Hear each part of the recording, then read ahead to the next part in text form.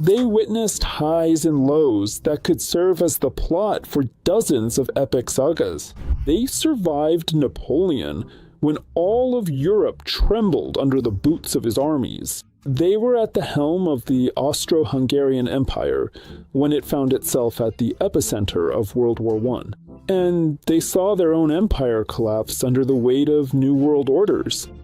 They watched as the USSR became a superpower and then fell apart into pieces. They endured the long years of the Cold War, when the world stood precariously on the very edge of nuclear apocalypse, and witnessed firsthand how the Europe they once united under their influence became something entirely different. Their experience is not just history. It's a living memory of how empires are born, reach the height of their power, and then disappear into the depths of time. And now, looking at modern Russia, they say bluntly, Russia's finished. The Habsburgs. Why are their words not just an opinion, but a verdict handed down by history itself? What do the Habsburgs know about the collapse of empires? What is Putin missing? And why does their experience say Russia is on the edge? This isn't criticism. It's a warning to Russians. If you aren't able to start making changes in your country right now, those changes will come for you themselves and drag your face across the gravel. Watch until the end, because this isn't just a video, it's a history lesson that's repeating itself before our eyes. And if even the Habsburgs say that Russia is finished, then that's how it is. Ahead, you'll find unexpected facts, historical parallels, and the answer to the main question. Why is Putin finished? But first, subscribe to this channel and hit the bell to get notifications about new videos. Don't forget to like and leave comments. By doing so, you help promote this video. And if you want to support the creator, check out Patreon and Buy Me a Coffee. All the links are in the description and the first comment. The Habsburgs aren't just a family name. They're a legend. Their story begins in the 10th century, when a modest count from Switzerland named Radbod decided that his family would rule the world. And you know what? He actually pulled it off, thanks to clever marriage alliances, diplomacy, and of course, military power. The Habsburgs became the most powerful dynasty in Europe. Their motto was simple: let others wage war. You, happy Austria, marry. And marry they did. Their marriages were a weapon that worked better than any army. One of the most famous examples is the marriage of Mary of Burgundy and Maximilian I. As a direct result of this union, the Habsburgs gained firm control over Burgundy, the Netherlands, and parts of France. Later on, their son Philip the Handsome married Joanna the Mad of Castile, a strategic union which brought them the kingdoms of Spain, Naples, and Sicily, along with vast colonies across the New World. By the middle of the 16th century, over half of the European continent was under their imperial rule. Their global empire was so incredibly vast and expansive that it was famously said that the sun never set on its territories. But the Habsburgs were not just about marriages. They were also about wars, intrigue, and diplomacy. They survived the Reformation, the 30 Years' War, the Napoleonic Wars, and many other conflicts. They ruled the Holy Roman Empire, Austria, Hungary, Bohemia, Spain, and even Mexico, though not for long. Their power was so great that even the Pope felt uneasy around them. But nothing lasts forever. After World War I, the Austro-Hungarian Empire collapsed, and the Habsburgs faded into the background. But their experience and influence remained. They survived the fall of their empire, and now, centuries later, they are speaking out again. But this time, their words sound like a verdict for another empire, Russia. Who is speaking, and what exactly are they saying? You're about to find out everything. The Habsburgs' relationship with Russia has always been, let's say, complicated. They were never true friends, but they weren't open enemies either. It was a game where each side tried to outmaneuver the other. In the 19th century, for example, the Habsburgs and Russia were allies in the fight against Napoleon. Together, they actively participated in the coalition wars, and it was their combined strategic efforts that helped halt the advance of the French emperor. But even then, the Habsburgs regarded Russia with suspicion. They understood that this country wasn't just a neighbor, it was an empire that always looked to exploit even the slightest weakness in bordering nations. Later, their interests began to diverge. Russia was actively advancing into the Balkans, which caused concern for Austria-Hungary. The Habsburgs saw how Russia was using pan-Slavism, the idea of uniting all Slavic peoples under its wing, as a tool to expand its influence. This led to tensions that eventually erupted in the Crimean War, and later on in World War I. Interestingly, the Habsburgs always regarded Russia as a young empire. With their centuries of experience, they saw that Russia was repeating the same mistakes that other empires had once made: overexpansion, internal contradictions, and an inability to adapt to change. And as history eventually showed, they were indeed right. The massive Russian Empire collapsed in the year 1917, and the Soviet USSR followed in 1991. The Habsburgs survived the fall of their own empire, but they witnessed other empires disappear from the map of the world. And now, once again, they are talking about Russia. Karl von Habsburg, a descendant of this great dynasty, made a statement in which he called Russia a classic colonial empire and said a key phrase: Europe, if it cares about the safety of its citizens, must begin as soon as possible to develop scenarios for the collapse of Moscow's colonial empire. And that's enough to make Moscow panic. Alexander Bastrakin, who apparently now reacts reflexively to any mention of Russia's collapse, promptly and decisively rushed forward to provide a comprehensive and formal legal assessment of the statements made by the Austrian politician.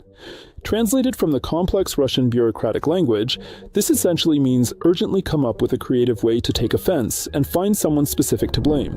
Who is Karl von Habsburg, and why do his words hit Moscow so hard? Karl von Habsburg is a man whose very last name is a symbol of empire. For centuries, the Habsburgs ruled a vast, multi-ethnic state that encompassed half of Europe. But unlike Russia, they managed to part ways with the colonial model and evolve into a civilized Europe. Habsburg is not just a historical figure, but also an influential politician. He leads the pan-European movement of Austria, which actively advocates for European unity and opposes authoritarianism. In this sense, he's the perfect person to call things by their proper names. Why is Russia so afraid of discussions about its collapse? The Kremlin is used to thinking that Russia is not an empire, but a unique civilization, a special path, a triune people, and other such propaganda nonsense. But in reality, it's just an ordinary colonial construct, cobbled together from conquered peoples, where the center lives at the expense of the periphery, and any attempts at national self-determination are suppressed by force. That's exactly why the Kremlin reacts so painfully to any mention of the possibility of Russia's collapse. They know that this process is inevitable. Karl von Habsburg simply voiced what is historically obvious. Empires built on coercion do not last forever. So what happens next? If anyone in Moscow hopes they can ban discussions about the future breakup of Russia, that's about as realistic as trying to ban the force of gravity. You can open as many criminal cases as you want, take offense at the descendants of monarchs, and threaten sanctions, but that won't change reality. Russia is the last colonial empire in Europe, and its fate has long been known. It's just that the Kremlin keeps pretending they can avoid the course of history. Karl von Habsburg merely reminded them that it doesn't work that way. The Habsburgs survived the fall of the Holy Roman Empire, witnessed the collapse of the Ottoman, Spanish, Napoleonic, Russian, and German empires. saw the fall of the Soviet Union and the final dissolution of the British, French, and Portuguese colonial empires, becoming living witnesses to the fact that no empire is eternal. All of them fell under the weight of their ambitions, internal contradictions, and inability to adapt to change. Today, Russia is repeating the same mistakes. The vast Russian national economy, which for many long centuries has been accustomed to living off the extensive extraction and exploitation of natural resources, is now facing the very same curse of resource dependence that has historically brought down and doomed empires in the past. Once, Spain extracted gold from the Americas, but failed to invest in industrial development, and ultimately lost its economic influence. The Ottoman Empire maintained extensive control over trade routes, but steadfastly resisted modernizing its systems, and eventually became known as the sick man of Europe. This is a historical cliché that became associated with the Ottoman Empire in the 19th century, as it gradually declined, lost territories, and became dependent on the goodwill of European powers.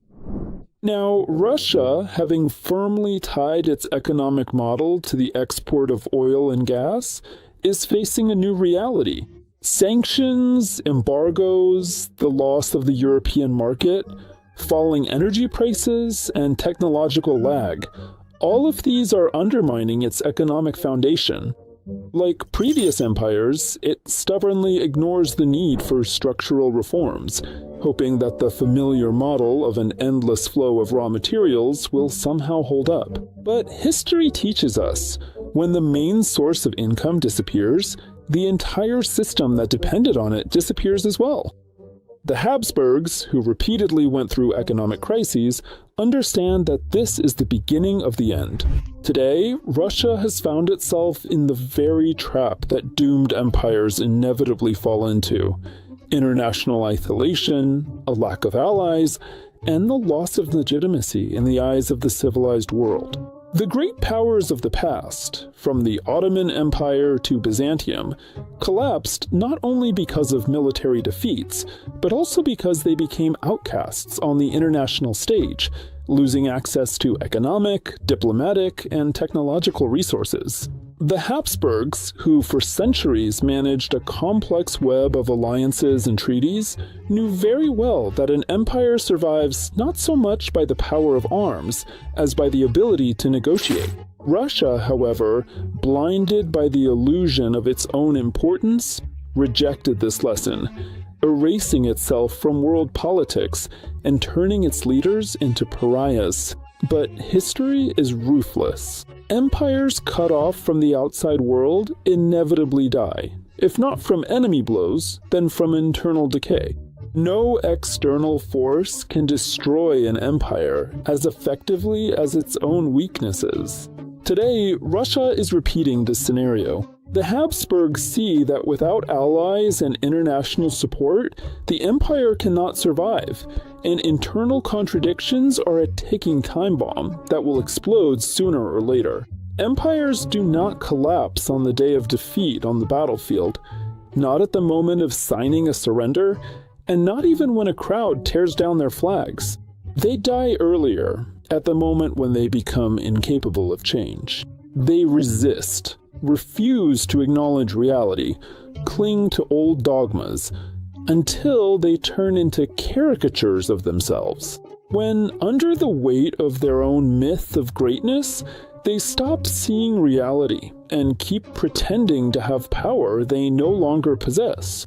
Russia is an empire that has long since passed the point of no return, but hasn't realized it yet. It is deeply symbolic that it is the Habsburgs who are the ones delivering the verdict to Moscow. Their dynasty fought Russia for centuries, sometimes over Poland, sometimes for influence in the Balkans, sometimes for control over Europe. In the 18th century, they could still afford to see Russia as a partner, but the 19th century showed that this was a dangerous delusion. Russian pan-Slavism, expansionist policies, and aggressive imperialism became a threat to the very existence of Austria-Hungary. In the end, it couldn't withstand the pressure and collapsed. But even Russia, which in the 19th century still seemed unshakable, was unable to hold on to its empire. In the year 1917, the long-standing Tsarist imperial regime collapsed, and in the year 1991, the Soviet Union finally completely collapsed and fell apart. The irony is that it was the Austrian Empire, having come to terms with the collapse of its colonial ambitions, that managed to transform itself into a modern European state. Russia, on the other hand, has seemingly failed to learn any meaningful lessons from its own or anyone else's historical experiences, and in the 21st century is persistently attempting to behave as if it's still the 19th century. But the age of empires is over. Today, in an era of globalization and democratic values, empires built on violence and exploitation are doomed. Russia has exhausted its historical role as an empire, but has yet to realize it. It continues to cling to outdated models of violence and expansion, hoping that force will substitute for progress and fear will replace respect.